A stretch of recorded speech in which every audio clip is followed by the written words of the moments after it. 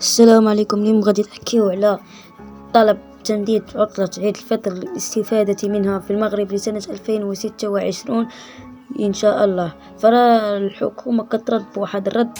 تقرر رسميا في المغرب منح عطلة استثنائية بمناسبة عيد الفطر 2026، حيث أعلنت رئاسة الحكومة عن تعطيل إدارات الدولة والجماعات الترابية يوم الاثنين 23 مارس 2026. يأتي هذا التمديد لتمكين الموظفين من قضاء عطلة العيد، مما يجعل العطلة تمتد لتشمل يوم الاثنين ليكون استثناء العمل يوم الثلاثاء 24 مارس.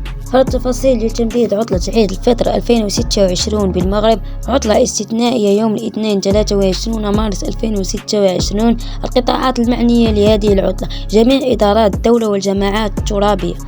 الهدف من هذه العطلة توفير جلسة زمني يربط نهاية الأسبوع بأيام العيد لراحة الموظفين.